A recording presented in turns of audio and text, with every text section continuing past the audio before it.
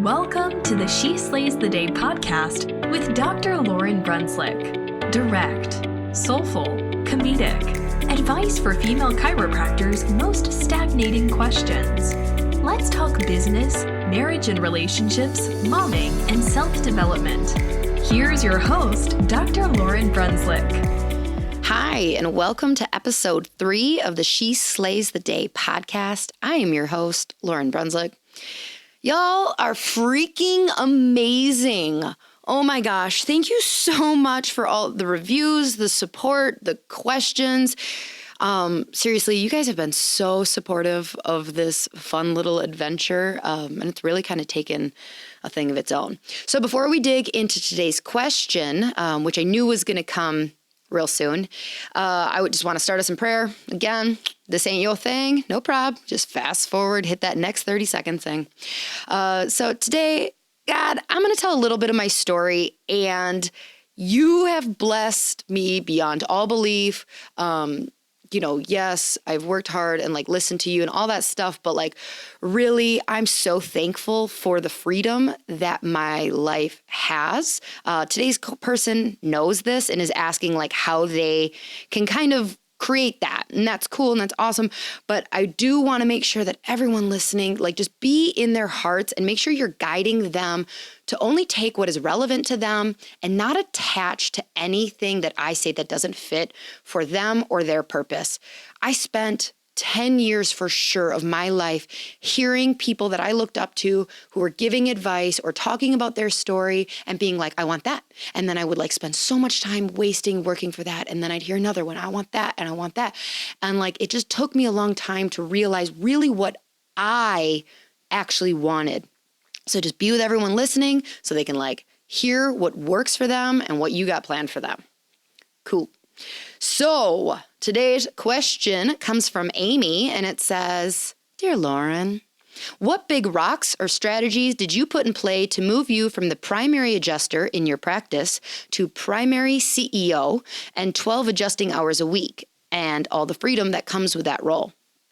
So she's got 2 big whys behind backing off adjusting hours. So she says, 1, my body is yelling at me after 16 years of being over a table. I want to be able to enjoy retirement, golfing, staying active, playing with my grandkids, and traveling like crazy. And I need to protect my body so I can do this. And 2, we'll be empty nesters in 6 years. Time is ticking, and I have a long list of places I want to travel with my kids before they go on their own adventures. Also, I don't want to miss any more of their high school sports and other activities. Boom. Awesome. Okay, so I need to kind of plant a little seed here before we go in, is that you're kind of mixing the phrase CEO time and mom time together. So if the question is about, I want to have CEO time, the person asking that question is going okay, I am the leader of this ship or this train, and it's going a million miles an hour and I don't have time to think, and we're kind of not growing anymore. And I think it's because I need to be able to spend time working on all the behind the scenes things. So that's CEO time. Mom time, really, you need to be okay with your numbers, because backing off adjusting to have more mom time is amazing, but very, very likely, I don't know your crystal ball situation, I don't know what God's got planned for you, but more than likely your numbers will not dip that much, but really will stay where they're at. And that is okay. But before you can really take any advice that anybody's going to give you, you need to differentiate what you're asking. Do you want to spend CEO time to grow, or do you want time to enjoy life and not feel like you're burning the candle at both ends? Now, obviously, there is a mixture of both. That's what my life is kind of neither one or the other. But that is an important thing to think about as you're hearing all of this. Because one person may be totally content and happy and is seeking a different answer than somebody who's I need to grow. Okay, so obviously Amy knows me a little bit. She kind of like stalks me and knows that I only adjust 12 hours a week, even though we've got 2 practices, high volume clinics that are rocking and rolling much more than 12 hours a week. So it's kind of only fair that I share a little bit of my story with you, so you're kind of understanding why she's asking this. So I graduated right away, started a practice. And my husband's not a chiropractor. He had a job at the time. He's marketing and finance background, but he had like a corporate job. And I just built that practice on my own. I didn't have even a CA at first. Brought in a CA around like 50 people. I don't know if that's really what I would do again. I'm just telling you my story, not really putting any judgment on whether you should do it or not. But I worked my ass off building that clinic to as high as I could by myself. Now, that was during a different time of my life. We were like paying off loans. We paid off my student loans in 5 years. That's a whole different question. Again, like if you want to know, you're going to have to submit a question on that one. There's a whole strategy there that we did. But really, I was just a workhorse. I didn't have kids for the first 2.5 years. And so we were just working. So I didn't bring in my first associate until I really felt like I am mentally and physically at my capacity. For me, like I would tell you what the number is, but it doesn't really matter. I mean, I'll tell you, I'm an open book. So for me, I would get up to like 320 people a week. Like I said, I'm very straight chiropractic. So we're not doing a lot of stuff. Don't judge me. Hey, I don't judge you. No. So we have short treatment times, and it's straight chiropractic. I'm doing this, that, it's repetition. So I got up to like 300 comfortable. Any time where we were seeing 320 people a week, I would physically hurt. Like, I know it seems like such a small difference, but like I would mentally and physically be fatigued. And then guess what the universe would do? Go, oh, this is too much. And so we'd back off. So we kind of were at this like standstill with numbers. And so that's how I knew like, all right, I need to bring in an associate. So I brought in the first associate, and then we allowed everything to stabilize a little bit before we'd made a move. We kind of dipped, brought back up. Then we opened a second location. Again, we went through a period of stabilizing, and the clinic grew, second location, more people. And then we brought on another doc. And again, I waited, watched, stabilized. So that's like basically 7 years of practice in 3 minutes of like where we're at. So we're sitting there, and it became necessary. We've got 2 clinics, 2 docs, seeing a lot of people. We're doing a lot of marketing and all this stuff. At this point, I've got 2 kids, and I am totally burning the candle at both ends. I'm in the clinic every time that we're open. And it wasn't working. It just was not working for our clinic, for me, for our family. And so, we needed to realize that like the time, we had to find the time, because that time was going to give me freedom, but we had to get over the fact that it was going to cost us. Because what we want to do is we want to get to a point where financially it makes like it's so clear on paper that this is what has to be done. In my experience, anytime I've had to make a big move like this, whether it's hiring someone, I had to do it before I was quite financially ready. So like for real, again, open book, by having this life of only adjusting 12 hours, but having the clinics open and like having the CEO time, we take home probably $50,000 a year less. Like on our taxes, we just don't have $50,000, but we are so much happier. The amount of freedom and like vacations, like it is worth it. So that was something that we had to process. We also needed to figure out, or like kind of come to grips with the fact that it's not just paying for free time. You're paying for the exchange of your sanity and time to reflect and be productive. Like for those of you that have kids and you put them in daycare, you don't go like, oh my gosh, I'm really just paying someone else to watch my kids. I should just be with them. But you don't do that because you're like, well, no, I can't do all this stuff I need to do. It makes sense for me to pay someone to do that because I need to go do something more that I'm more qualified to do than like stacking blocks and feeding baby applesauce and stuff like that. So if this is resonating with you, then like, yeah, that's where you're at. If you're more like, I want more time with my kids, then obviously you need to look at your numbers and go like, am I happy with where we're at? And figure out how to steal time and keep those numbers there. Now I know Amy, so I know she's kind of more the mix, more like me. So RPC4. So what I had to do is before I pulled back on hours, I need to make sure that I was staffed appropriately. So I will kind of tell you my equation for that.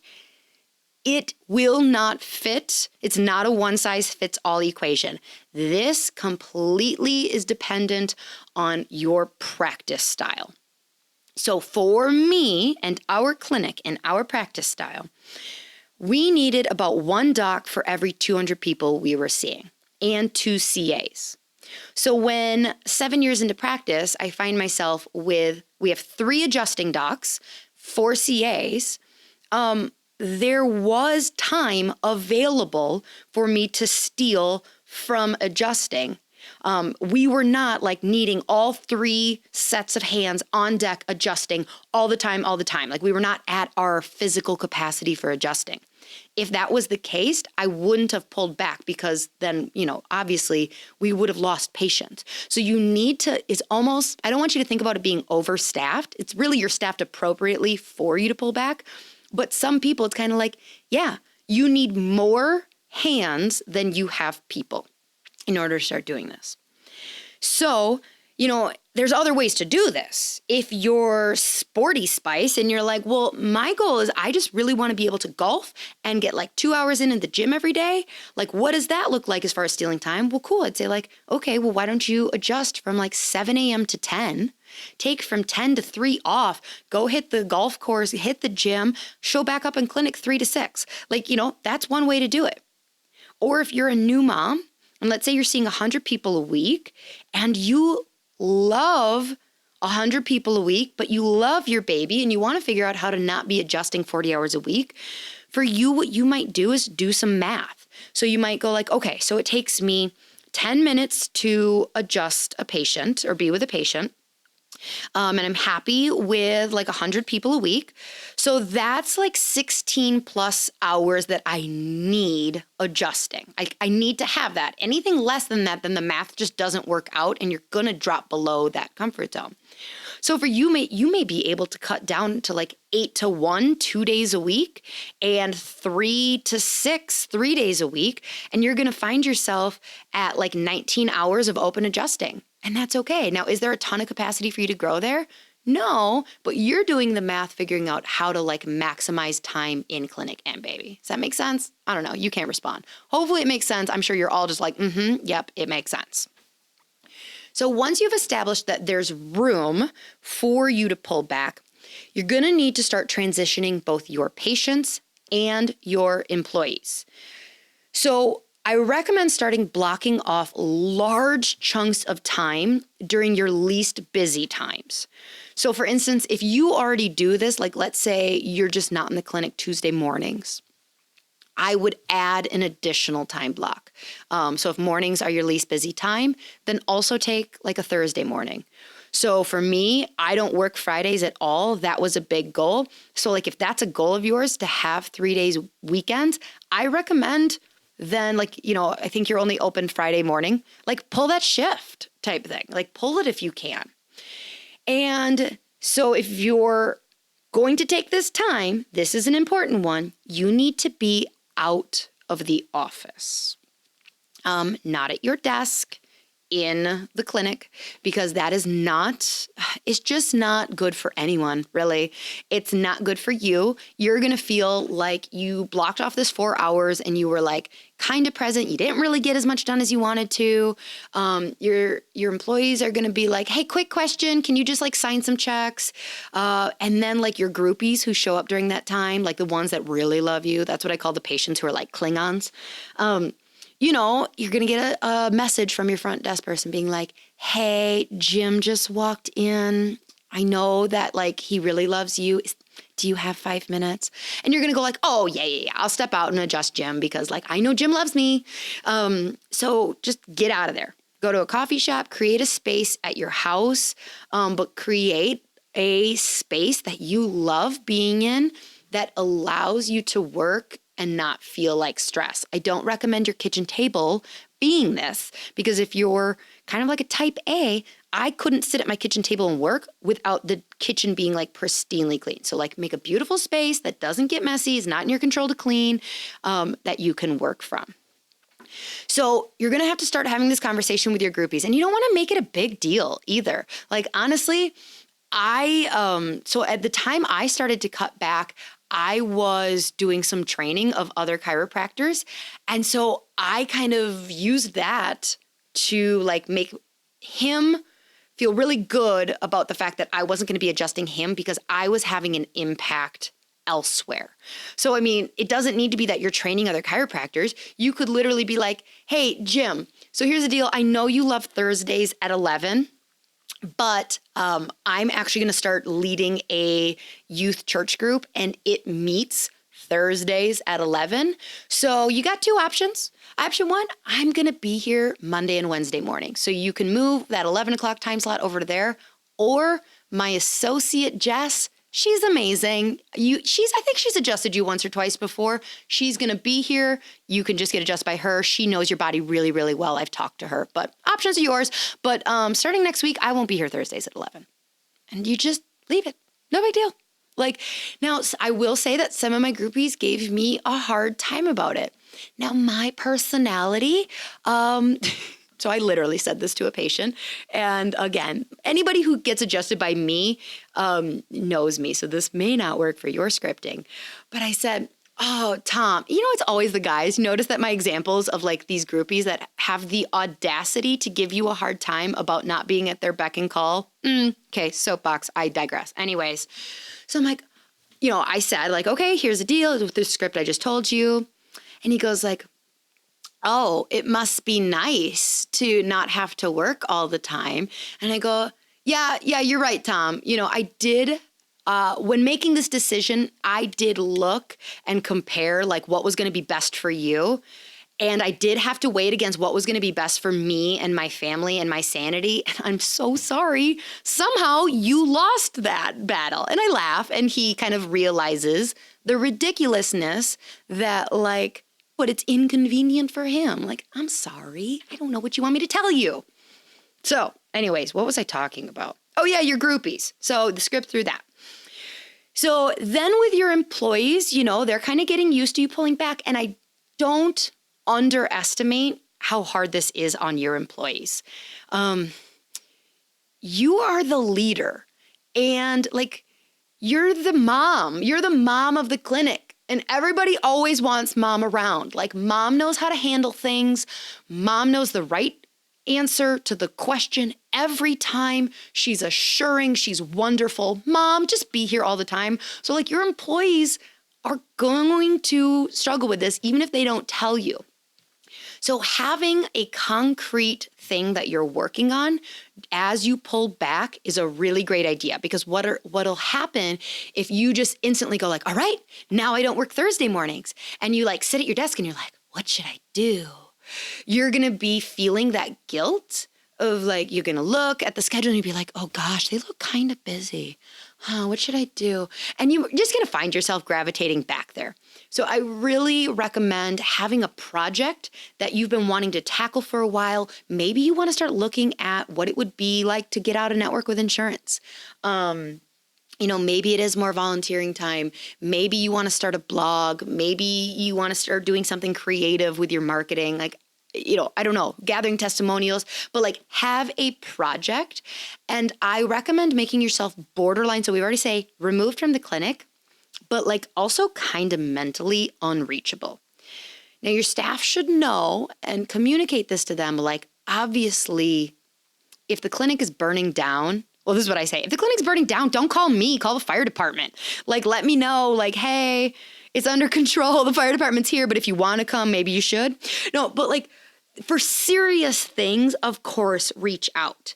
But like, if you're going to be in the clinic at 2:00, I always show up before I start adjusting. So if I start adjusting at 3, I show up at 2. They know, like, that's their time to go through the laundry list of like, okay, how much do you want to donate to the Boys and Girls Club? Great. Do you want to order more of this or this? Like, they just go through that laundry list there. And you just got to train them of like, keep a list. And I'm going to show up to the office and we're going to go through all of those. But I get too mentally distracted when, you send me like little pings and things like that. But like, be borderline unreachable. Now that means though that when you do show up to the office, you can't really micromanage the shit that they accomplished without you. It's kind of like the first time your 5-year-old loads the dishwasher. You want to praise like, wow, I'm really proud of you guys for tackling that on your own. Honestly, it's fantastic. The only thing I would do maybe different next time, but then again, like, you did great. Thanks so much for handling that while I was working on this project. So obviously, in order for them to be able to do all that and handle things without bothering you so you can have the CEO time, you need to make sure your systems are like locked down awesome sauce. I know your story, but like for those listening, if you've never hired a coach to help perfect your systems, I cannot recommend it enough. It is where our practice exploded, is when I started bringing in a professional to clean through and be like, do it this way. And like have black and white system procedures, because it's basically this handbook of like, what would Amy do? It's the what would Jesus do for your clinic. Because if you just pull back on time and mom's not there, but they don't know, like, well, what is our system when a patient calls and asks this question? Like, they need to be trained really, really well to be able to handle the clinic like a well-oiled machine while you're stepping away. So systems must be ironclad. Now, this is kind of a chicken or the egg, obviously. If you're like in the situation where you're like, okay, well, I don't have a coach, we don't have great systems, I obviously need to step away from the clinic in order to do that, but then I can't step away from this. Yeah, I get it. Like, do it in pieces. Take one thing at a time and bite it off. Maybe you don't jump to being gone 10 hours a week. Maybe you start with like 2 hours a week, and the first concrete thing you're going to tackle is your systems. Ask your employees. If you don't know, like, ask them, like, what are the top 10 things that if I were gone and you couldn't reach me, this popped up, you wouldn't know how to handle? They will tell you. Make them tell you. And again, get guidance to make sure that it's not just yours. It's like actually good advice and systems you're telling them.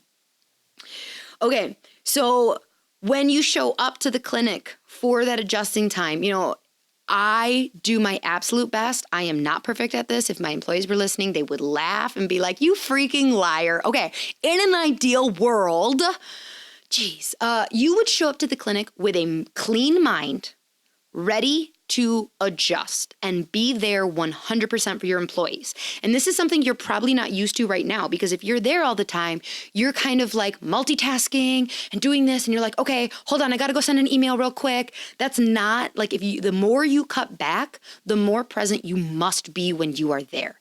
How can I serve my employees and my patients? And everything else that I need to do needs to get put on the agenda for the next CEO time that I have planned, whether it's tomorrow or next week. So when I'm there, I personally like to connect with as many patients as possible.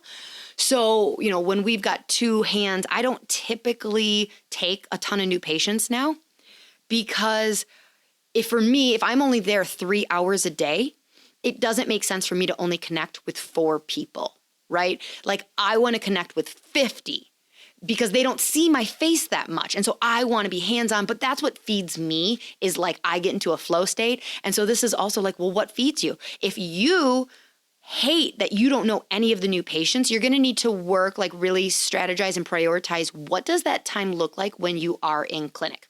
Are you taking new patients? Are you doing report of findings, or are you only adjusting? So Also, understand, so I said like in the beginning, have concrete projects that you're working on, but know that the goal is to kind of transition from micromanaging the CEO time. The goal is not to move from being a chicken with your head cut off in the clinic all the time to a chicken with your head cut off at your desk and a chicken with your head cut off in the clinic. Like the whole goal of the CEO time is that you are becoming a better leader for everyone in your life. Your children, your friends, your church, your community, and your organization. So in order for you to be that better leader and come with new ideas and concepts, new inspiration, finding your purpose in life or the purpose for your organization and inspiring your employees to find their purpose and how they're impacting, you may need to just think. Like literally, you may have an hour where you're just like, I don't have anything planned. I don't have any projects. I'm just sitting here and thinking. You may go for a run and think. You may read a book. You may meditate. You may pray. You may journal. But that's what true CEO time is worth. Like that's the valuable part of it. It's not that you're creating a click funnel and this and this and that and like I'm out there. No, you're thinking. Your brain understands your organization. Your brain and heart understands the motives, the purpose, the like possibility of all of the employees and all of the patients more than any other human being on this planet.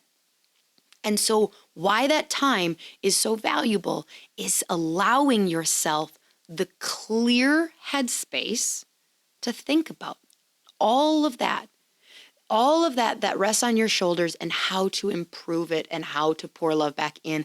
And that shit doesn't just like flow to you like when you've scheduled time in, like, okay, be reflective. Like, no, it takes like calming yourself and allowing and being patient with yourself. And there's going to be shifts where you're like, well, I did nothing.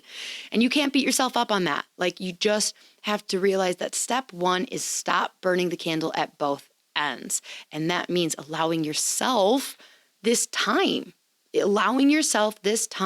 Like, yeah, you may show up to your kid's volleyball game, but like most CEOs, like that's okay that you're there from 3 to 5, because guess what? From 7 to 9 p.m., you're doing a workshop and you can't be doing both things. Like it's the balance, it's work-life balance.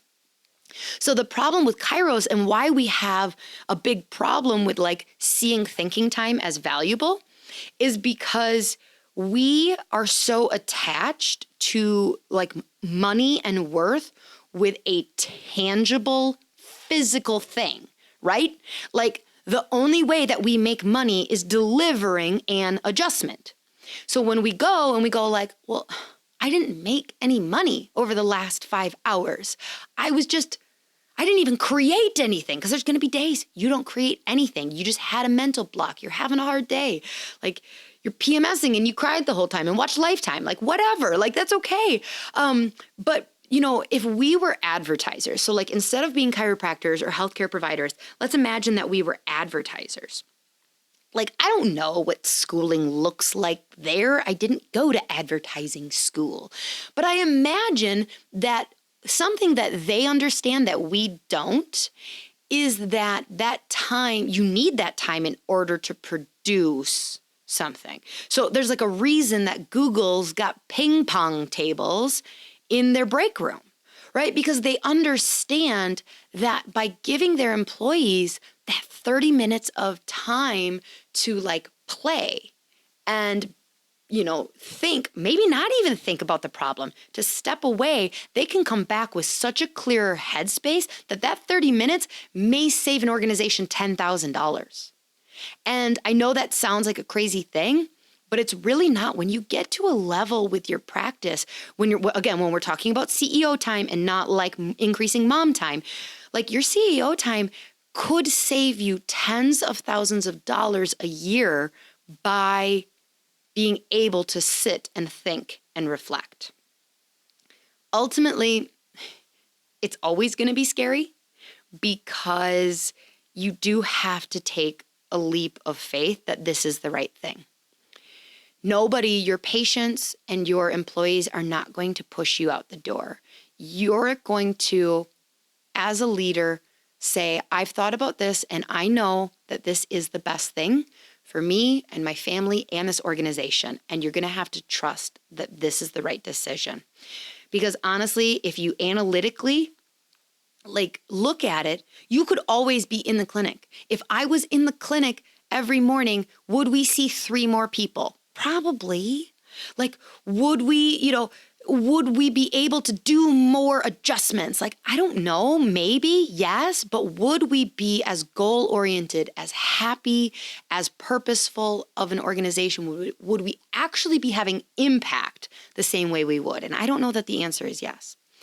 So time to do this, time to spend with your children, time to think about creating a side hustle. You talked about I want to be able to protect my body, time to train with a personal trainer so you don't blow out your shoulders. It's not a luxury. It's necessary. And maybe without that time, it's a huge detriment. So you really have to wrap your head around it. It's not bullshit. It's the truth. It's why every organization, with this higher level, that's what happens, is eventually the owner of McDonald's stops flipping the burgers. It has to happen. So I hope today's podcast gives you, Amy, and everyone listening some boldness, maybe to crunch those numbers, to cut a shift, to think about what your purpose is. Are you okay with your numbers? And is it okay to tell the world, I'm okay with my numbers and I don't need to grow this year? That's okay. If you just need permission to be okay with where you're at in life and not keep hustle, grow, cool, that's fine. If you want permission to step back, to think about things strategically and bounce a basketball against a wall while you think about it, or play ping pong, or go to your kid's volleyball game, or go for a run, you have that permission. You absolutely do. So thank you so much for listening.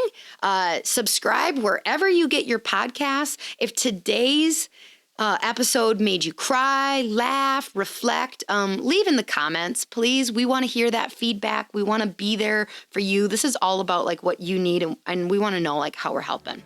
Talk next week, She Slayers.